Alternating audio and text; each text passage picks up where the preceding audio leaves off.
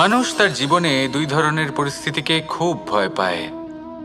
এক, কোনো কারণবশত কারোর সামনে নত হওয়া। দুই, কোনো কারণে নিজের চরিত্র থেকে, নিজের মূল্যবোধ থেকে বিচ্যুত হওয়া। এবার কেন হয় এরকম যে কথায় কথায় কারোর সামনে নত হতে হয়? কেন বারংবার নিজের চরিত্র থেকে চ্যুত হতে হয়? এরকম কেন হয়? এটা তখনই হয় যখন আমাদের শিক্ষা এবং মূল্যবোধের অভাব থাকে। যদি মানুষের মধ্যে প্রকৃত শিক্ষা থাকে তাহলে এই সংসারে কোনো সময় এবং কারোর সামনেই নত হওয়ার কোনো প্রয়োজন নেই। যদি মানুষের মধ্যে মূল্যবোধ থাকে তাহলে তাকে নিজের মূল্যবোধ বা চরিত্র থেকে বিচ্যুত হতে হয় না, তা সে যাই হয়ে যাক না কেন। কোনো বালককে যদি জন্ম থেকেই সুশিক্ষার অধিকারী করা হয়, শিক্ষিত করা হয়, মূল্যবোধের অধিকারী করা হয়, তবে সে এই সংসারে এমন কর্ম করবে যাতে সে নিজেকে, নিজের পরিবারকে, সমগ্র সমাজকে গর্বিত করতে পারে। শিক্ষা লাভ করুন, মূল্যবোধ লাভ করুন এবং আমার সাথে ভালোবেসে বলুন, রাধা রাধা।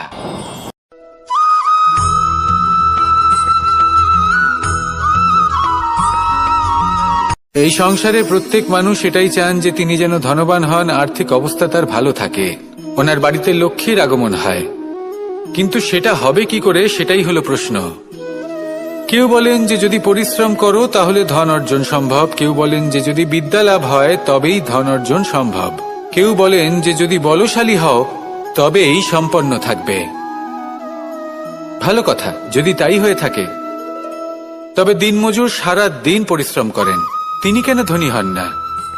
অনেকজন বিদ্বান মানুষ আছেন এই সংসারে, তারা কেন ধনবান হন না? অনেক সংখ্যক বলশালী ব্যক্তি আছেন, তাদের কাছে ধন নেই কেন? তাদের কেন ধনের অভাব হয়? আবার এমনও কিছু মানুষ আছেন যারা পরিশ্রম করেন, তারা দিনমজুর, কিন্তু তারা ধন অর্জন করতে পারেন। কিছু বিদ্বান ব্যক্তি আছেন যাদের কাছে অধিক মাত্রায় ধন রয়েছে। কয়েকজন বলশালী ব্যক্তি রয়েছেন যাদের কাছে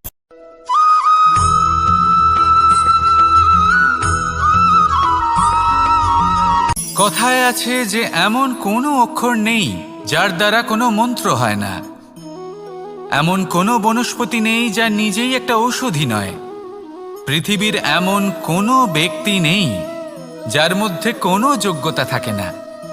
শুধু প্রয়োজন হলো যে ব্যক্তিকে আমরা খুঁজে চলেছি তাকে সঠিকভাবে চিনে নেওয়া।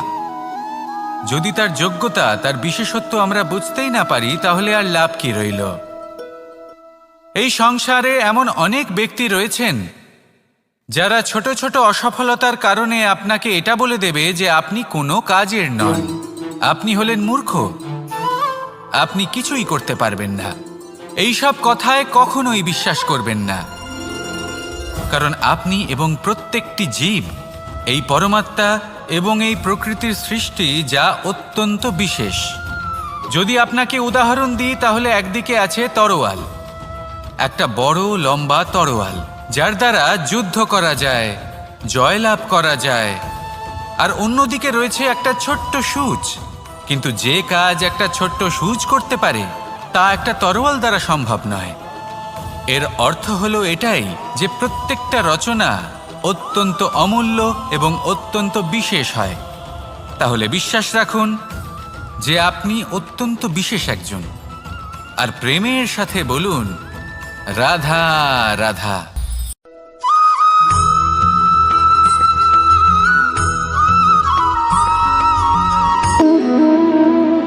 সম্পর্ক হলো আমাদের জীবনের একটি আধার। কিছু সম্পর্ক এমন যা আমরা জন্মসূত্রে লাভ করি, যেমন পরিবার, মা, বাবা। কিছু সম্পর্ক আছে যা আমরা জীবনে অর্জন করে থাকি, তা সে প্রেমের হোক, স্নেহের হোক বা বন্ধুত্বের। এই সকল সম্পর্ক লাভ করার বা গড়ে তোলার 5টি ধাপ রয়েছে। প্রথম ধাপ, কোনো ব্যক্তির সাথে আলাপ হওয়া, তার সাথে কথা বলা বা তাকে দেখা। দ্বিতীয় ধাপ, সে ব্যক্তিকে আমাদের ভালো লাগা। তৃতীয় ধাপ, আমাদের এটা চাইতে শুরু করা যে জীবনে এই ব্যক্তি যেন আমাদের বন্ধু হন, আমাদের জীবনে থাকেন, বা আমাদের কাউকে ভালোবেসে ফেলা, আর এটা আমাদের ভাবা বা চাওয়া যে সেই ব্যক্তি যেন আজীবন আমার সাথে থাকেন আমার জীবনে আমার সাথী হয়ে। চতুর্থ ধাপ, লাভ করা। এবার এই ধাপটি অনেক মানুষের পক্ষেই খুবই সরল হয়, বড়ই সরলভাবে নিজেদের সঙ্গীকে লাভ করে থাকেন। কিছু মানুষের জন্য এই ধাপ অত্যন্ত কঠিন হয়ে থাকে। অনেক প্রতিকূল পরিস্থিতির উপর জয়লাভ করে তারা সঙ্গীকে লাভ করেন, কিন্তু লাভ অবশ্যই করেন। এরপরে আসে পঞ্চম, অন্তিম এবং সব থেকে গুরুত্বপূর্ণ ধাপ। সেটা হলো সেই সম্পর্ক পালন করা। এটা হলো এমন এক বিষয় যা প্রত্যেক মানুষের শেখা উচিত। যদি ব্যক্তি নিজের জীবনে সম্পর্ক রক্ষা করতে শিখে যান, তবে প্রত্যেক সম্পর্ক তার জীবনকে স্বর্গ করে তুলবে। আসুন আর আমার সাথে ভালোবেসে বলুন, রাধা রাধা।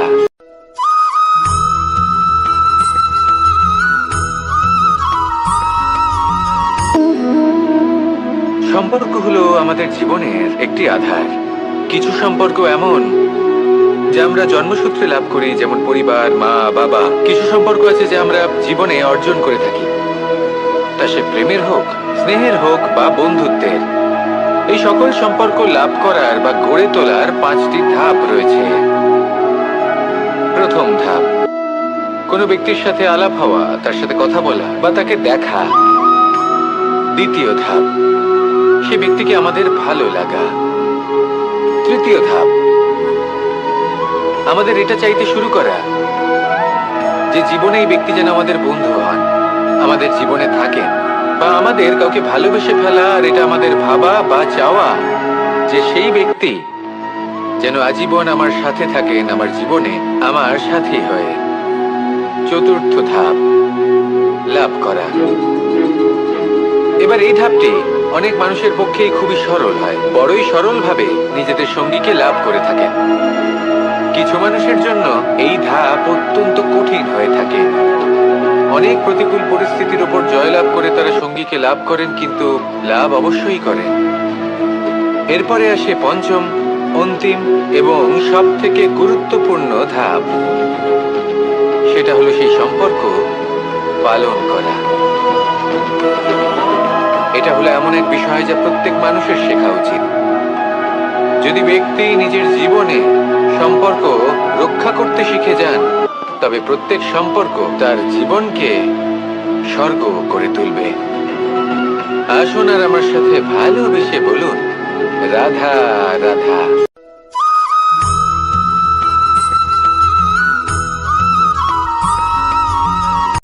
সূচের শেষে একটি ছিদ্র থাকে, যার দ্বারা আমরা এই সুতো পরাতে পারি।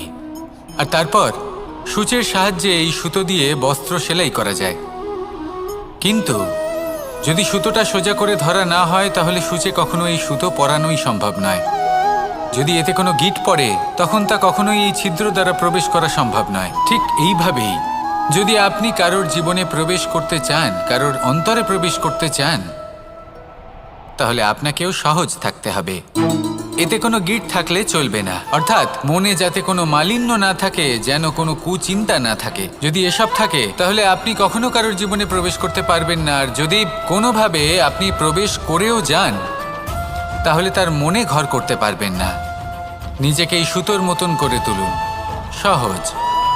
মনে যেন কোনো কুচিন্তা না থাকে, সবার প্রতি যেন সদ্ভাবনা থাকে, শুভ চিন্তা থাকে। এমনটা করতে থাকুন। এমন একটা দিন আসবে যেদিন এই সমস্ত সংসারের ব্যক্তির মনে আপনি বাস করবেন, আর তখন এই মন প্রসন্ন হয়ে বলবে, রাধা রাধা।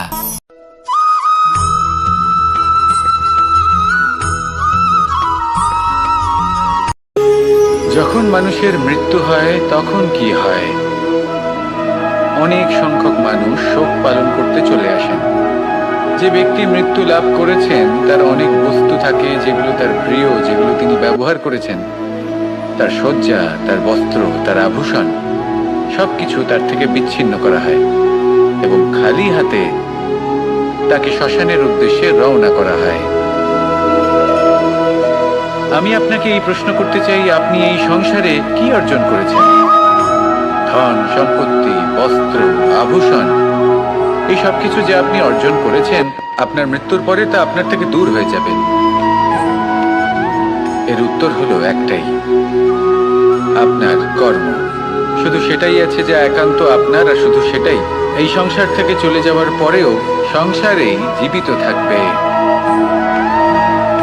যদি আপনি দুষ্কর্ম করেন, তাহলে এই সংসার আপনাকে একটি অনুচিত উদাহরণ হিসেবে মনে রাখবে যে এই ব্যক্তি খুব পাপী ছিল, অনুচিত কর্ম করতেন। যে পথে তিনি চলেছেন সেই পথে কারোর চলা উচিত নয়। সেখানেই যদি আপনি সৎকর্ম করেন, তাহলে সংসার চিরকাল এটাই বলবে যে খুব ভালো মানুষ ছিলেন, সবাইকে ভালোবাসতেন, সবাইকে সাহায্য করতেন, আমার খুব প্রিয় মানুষ ছিলেন। এটাই হলো শ্রেষ্ঠ কর্ম। সেই জন্য জীবনে শুধুমাত্র ধন, সম্পত্তি, আভূষণ এই সব অর্জন করতে গিয়ে নিজের মনোনিবেশ করবেন না। শ্রেষ্ঠ কর্ম করুন। সংসার থেকে চলে যাওয়ার পরেও এই কর্মই এই সংসারে আপনাকে জীবিত রাখবে। আসুন আমার সাথে ভালোবেসে বলুন, রাধা রাধা।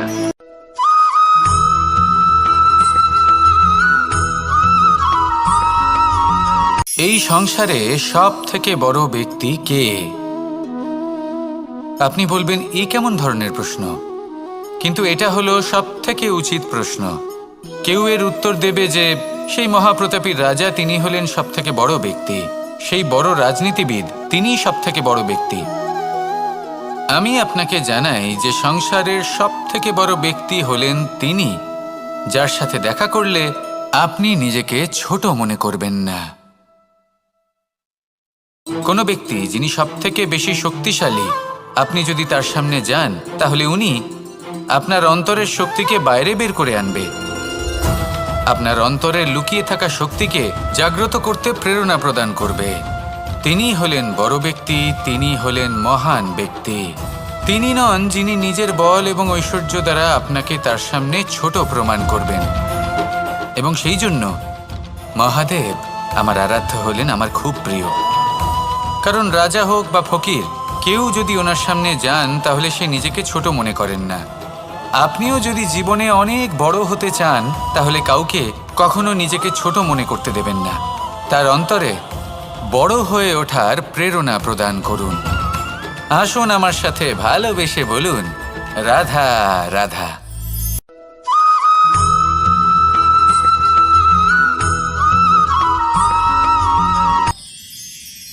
মানুষ তার জীবনে দুই ধরনের পরিস্থিতিকে খুব ভয় পায়।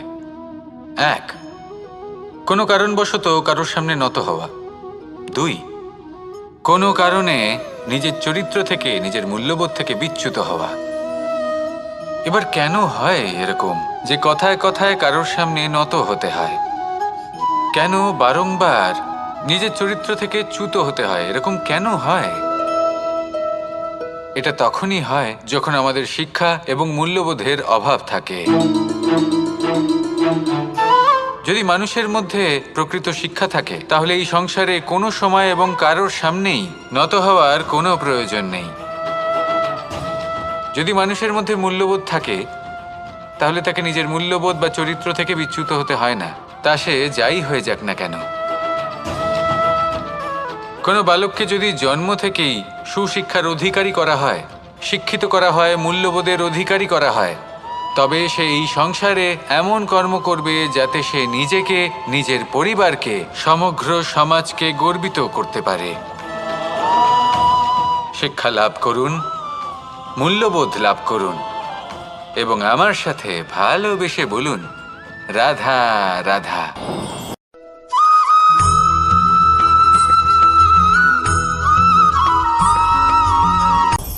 আপনি কখনো পর্বতের শিখরে উঠেছেন? আপনি দেখতে পাবেন পর্বতের পদতলে প্রচুর সুন্দর ফুল রয়েছে, সবুজ বনানী রয়েছে। যত আপনি ওপরে উঠতে থাকবেন, তত ফুল কমতে থাকবে, সবুজ বনানী কমতে থাকবে। আরও কিছুটা ওপরে উঠলে কাঁটা জাতীয় গাছ দেখতে পাবেন, শুকনো গাছ দেখতে পাবেন। আরও যদি ওপরে ওঠেন তাহলে পাষাণ দেখতে পাবেন। আরও ওপরে উঠলে হিমখণ্ড দেখতে পাবেন।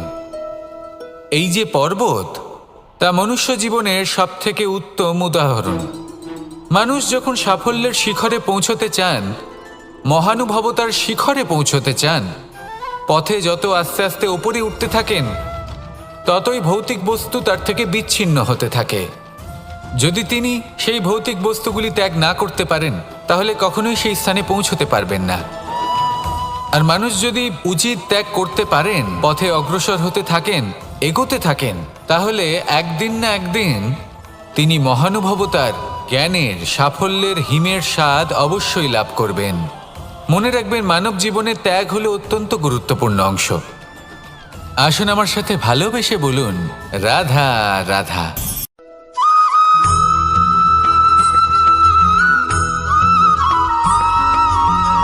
এই সংসারে কোনো বস্তু হোক বা ব্যক্তি হোক, তার একার গুরুত্ব কিন্তু খুব বেশি নয়।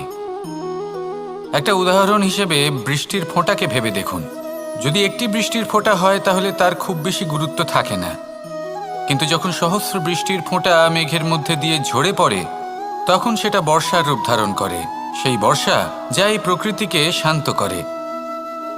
সেইভাবেই পাথরের ছোট টুকরো, তার খুব বেশি গুরুত্ব থাকে না, কিন্তু যখন অসংখ্য পাথরের টুকরো একত্রিত হয় তখন তা পর্বতের আকার ধারণ করে। সেইভাবেই কিছু মানুষ যখন একত্রিত হন তখন তৈরি হয় পরিবার, কিছু পরিবার যখন একত্রিত হয় তখন তৈরি হয় সমাজ, যখন অনেক সংখ্যক সমাজ একত্রিত হয় তখন তৈরি হয় রাজ্য। এবার এই রাজ্যের সবথেকে গুরুত্বপূর্ণ ব্যক্তি হতে পারেন রাজা, কিন্তু তাও সেই রাজা একা কিছু করতে পারেন না। যুদ্ধ লড়ার সময় তারও নিজের সৈন্যদলকে প্রয়োজন পড়ে। কিন্তু এই সংসারে এমন একজন ব্যক্তি আছেন যিনি একাই সব কাজ করতে থাকেন, এবং সেই ব্যক্তি হলেন মা। আমাদের জীবনে একজন পিতার ভূমিকা কিন্তু নিঃসন্দেহে অমূল্য, কিন্তু আমাদের সকলের জীবনে যে ভূমিকা একজন মায়ের, তা অন্য কারোর থাকে না। একজন মা একাই সন্তানকে বড় করতে পারেন, সংস্কারী করে তুলতে পারেন, তার জন্য পরিশ্রম করেন। আর এত কিছু কাজ করার পরেও তার কাজের জন্য তিনি প্রশংসা অবশ্য পান না। উল্টে যদি সেই সন্তান অনুচিত পথে চালিত হয়, অনুচিত কর্ম করে, তখন সেই মাকেই অপবাদের পাত্র হয়ে উঠতে হয়। আমাদের জীবনে মায়ের যোগদান কতটা সেটা বুঝুন। আপনাকে বড় করে তোলার জন্য উনি কতটা পরিশ্রম করেছেন সেটা বুঝুন। আজ থেকে, এখন থেকে, এই মুহূর্ত থেকে মাকে সম্মান করতে শিখুন। যখন সময় পাবেন, যখন সুযোগ হবে, তখন তার প্রশংসা করুন, ওনারও ভালো লাগবে। আর মায়ের এই মমতার জন্য, তার এই ভূমিকার জন্য আসুন সবাই মিলে আমরা তাকে প্রণাম করি, আর সকলে মিলে ভালোবেসে বলি, রাধা রাধা।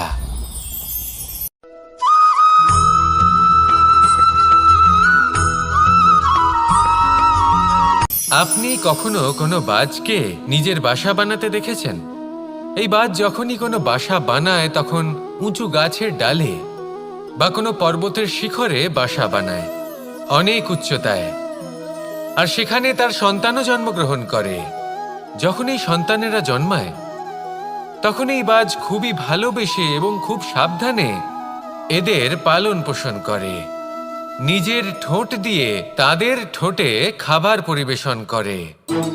কিন্তু যেই সেই সন্তানেরা হৃষ্টপুষ্ট হয়ে যায় এবং সেই কথা বাজ নিজে বুঝতে পেরে যায়, সেই বাজ নিজেই সেই বাসা ছিন্ন ভিন্ন করে দেয়।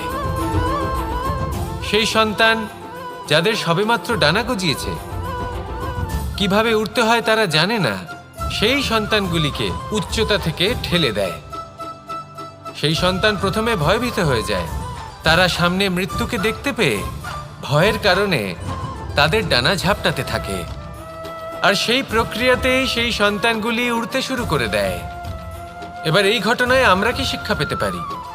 এটাই, যদি আপনি মাতা পিতা হন তাহলে নিজের সন্তানকে অবশ্যই স্নেহ করুন, কিন্তু তাদেরকে নিজের আঁচলের তলায় বেঁধে রাখবেন না। যদি আপনি চান আপনার সন্তান জীবনে উন্নতি করুক, তাহলে নিজের মুঠো থেকে তাদের স্বতন্ত্র করে দিন। এই সংসারে সংঘর্ষ করতে দিন। সেই সন্তান নিজেই বুঝতে পারবে যে জন্মের সময় পাওয়া ডানা কি করে ব্যবহার করতে হয়। আর আপনার চোখের সামনে আপনার সন্তান এই আকাশে উড়তে থাকবে। তাহলে আসুন আমার সাথে ভালোবেসে বলুন, রাধা রাধা।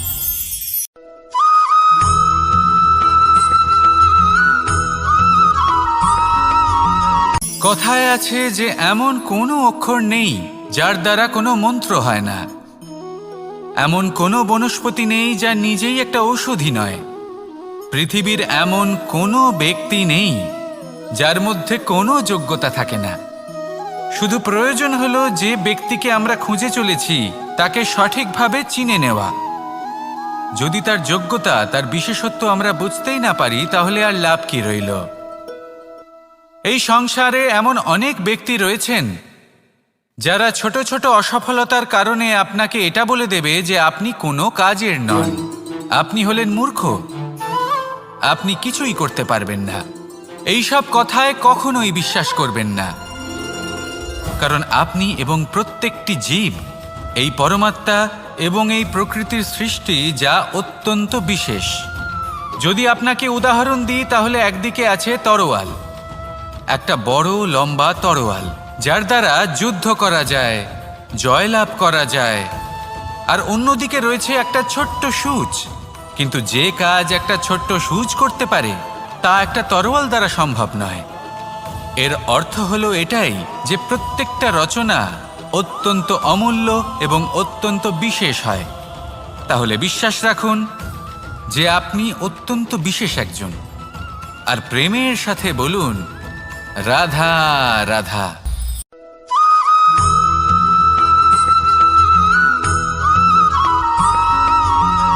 মানুষের মানসিকতা এমন হয় যে সে যতটা করে আশা করে যে তার থেকে অনেক বেশি তার বদলে সে পাবে। দেখুন, সবকিছুই আপনার ভাবনা চিন্তার উপর নির্ভর করছে। আপনি যদি ফলের বিষয়ে ভেবে কর্ম করতে থাকেন তাহলে সেটা অনুচিত। জীবনের আসল আনন্দ হলো নিজের কর্ম করতে থাকা, ফলের চিন্তা করা উচিত নয়। যদি আপনি এরকম ভাবেন যে আমি এতটা করছি, আমার এতটা পাওয়া উচিত, সেই ভাবনা অনুচিত। যদি আপনি সেবার মানসিকতা নিয়ে কর্ম করতে থাকেন, কর্মচক্রে প্রবাহিত হন, যদি আপনি এমন ভাবনা রাখেন যে আমি এতটা পাচ্ছি তাই এর থেকে অনেক বেশি আমি কর্ম করব, তাহলে নিশ্চিতরূপে আপনি যতটা করছেন তার থেকে অনেক বেশি আপনি পাবেন। আপনার আশার থেকে অনেক বেশি আপনি পাবেন। শুধু জীবনে অনেক বেশি কাজ করতে থাকুন, ফলের চিন্তা করবেন না। আর মনে রাখবেন, এই ভাবনাই সব থেকে বড় বীজ। কর্মের উপর বিশ্বাস রাখুন। জীবনে যা যা আপনি চান সবই সুখময় হবে। আসুন আর আমার সাথে ভালোবেসে বলুন, রাধা রাধা।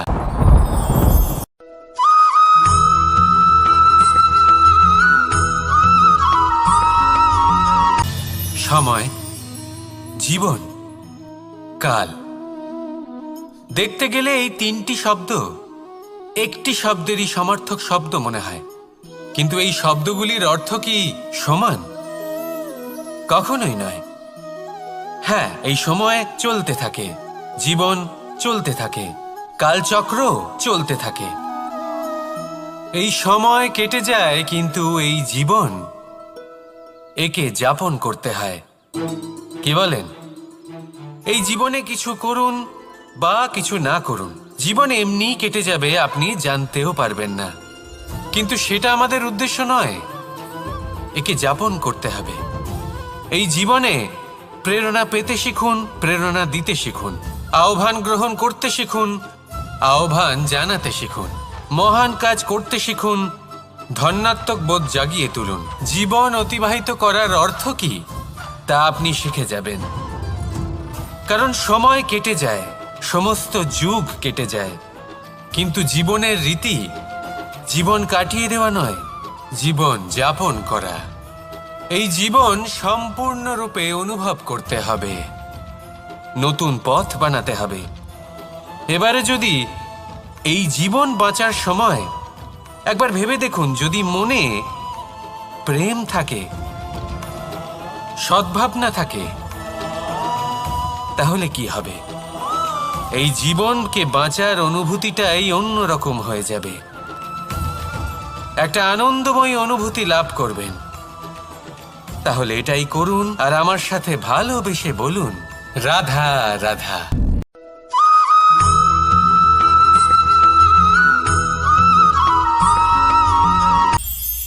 এটা হলো ধান গাছ। এর থেকে যে চাল উৎপন্ন হয় তা মানুষ গ্রহণ করেন। আর এটা কি? এ হলো জংলি ঘাস। একবার ভেবে দেখুন, যদি এই জংলি ঘাস ধান গাছের আশেপাশে থাকে তাহলে কি হবে? ধান উৎপন্ন হতে পারবে? তা উৎকৃষ্ট হতে পারবে? আমরা কি তা গ্রহণ করতে পারবো? কখনোই নয়। এই জংলি ঘাস ধানকে নষ্ট করে দেবে, কিন্তু নিজে জীবিত থাকবে। এটাই হলো আজকের শিক্ষা। এই সংসারে যদি আপনি নীতির পথে চলতে চান, উচিত কর্ম করতে চান, সংসারকে সেবা করতে চান, তাহলে জংলি ঘাসের মতো ব্যক্তিদের থেকে সবসময় দূরে থাকতে হবে। সেই ব্যক্তি যারা দুর্নীতি এবং মিথ্যা দ্বারা পরিপূর্ণ, যাদের ব্যবহার অশুভ, যাদের অনেক অশুভ গুণ রয়েছে, তারা সঠিক নয়। সেই সকল ব্যক্তি যাদের চরিত্র অত্যন্ত দুষ্ট হয়, তারা হয় শুভ চরিত্রের ব্যক্তিকে একদম নষ্ট করে দেয়, নয় নিজের মতো বানিয়ে তোলে। তাই যদি আপনি নীতির পথে চলতে চান, এই সংসারের জন্য শুভ কর্ম করতে চান, তাহলে সেই সঙ্গ লাভ করুন যে সঙ্গ জ্ঞানে পরিপূর্ণ, যাদের মধ্যে অনেক গুণ আছে, যাদের থেকে প্রতিদিন কিছু শিখতে পারবেন। এমন ব্যক্তির সাথে জীবন অতিবাহিত করুন। দুরাচারীদের থেকে দূরে থাকুন। তবেই এই মন প্রসন্ন হয়ে বলবে, রাধা রাধা।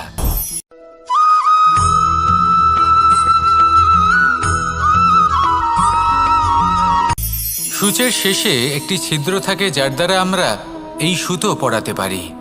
আর তারপর সূচের সাহায্যে এই সুতো দিয়ে বস্ত্র সেলাই করা যায়। কিন্তু যদি সুতোটা সোজা করে ধরা না হয়, তাহলে সূচে কখনো এই সুতো পরানোই সম্ভব নয়। যদি এতে কোনো গিঁট পড়ে, তখন তা কখনোই এই ছিদ্র দ্বারা প্রবেশ করা সম্ভব নয়। ঠিক এইভাবেই যদি আপনি কারোর জীবনে প্রবেশ করতে চান, কারোর অন্তরে প্রবেশ করতে চান, তাহলে আপনাকেও সহজ থাকতে হবে। এতে কোনো গিঁট থাকলে চলবে না, অর্থাৎ মনে যাতে কোনো মালিন্য না থাকে, যেন কোনো কুচিন্তা না থাকে। যদি এসব থাকে, তাহলে আপনি কখনো কারোর জীবনে প্রবেশ করতে পারবেন না। আর যদি কোনোভাবে আপনি প্রবেশ করেও যান, তাহলে তার মনে ঘর করতে পারবেন না। নিজেকে এই সুতোর মতন করে তুলুন, সহজ। মনে যেন কোনো কুচিন্তা না থাকে, সবার প্রতি যেন সদ্ভাবনা থাকে, শুভ চিন্তা থাকে। এমনটা করতে থাকুন। এমন একটা দিন আসবে যেদিন এই সমস্ত সংসারের ব্যক্তির মনে আপনি বাস করবেন। আর তখন এই মন প্রসন্ন হয়ে বলবে, রাধা রাধা।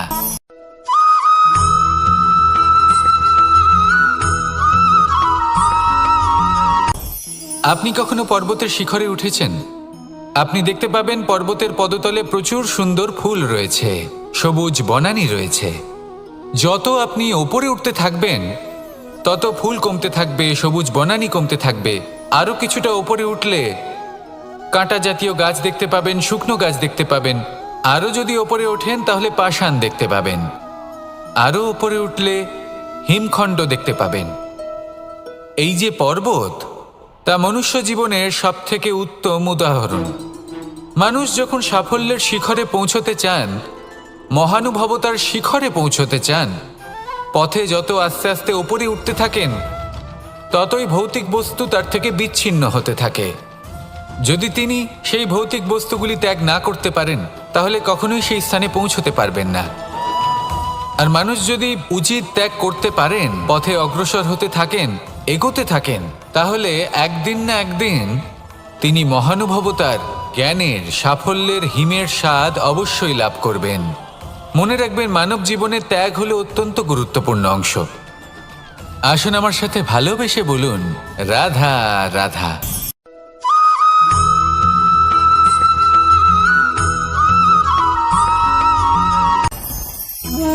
ভোজন। এবার ভোজন সংগ্রহ করার জন্য মানুষ কি না করেন, সব সময় চেষ্টা করতে থাকেন। ফসল উৎপাদনের জন্য অনেক পরিশ্রম করতে থাকেন, কিন্তু অনেক সময় অনেক পরিশ্রম করার পরেও ফসল ভালো উৎপাদন হয় না।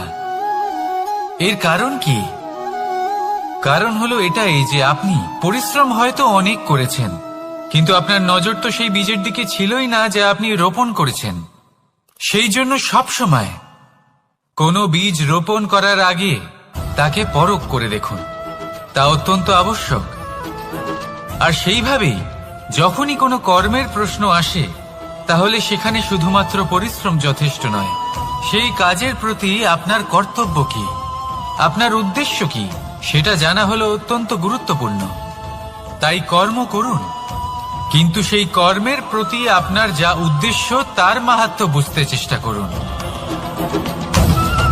তাহলে আসুন আমার সাথে ভালোবেসে বলুন, রাধা রাধা।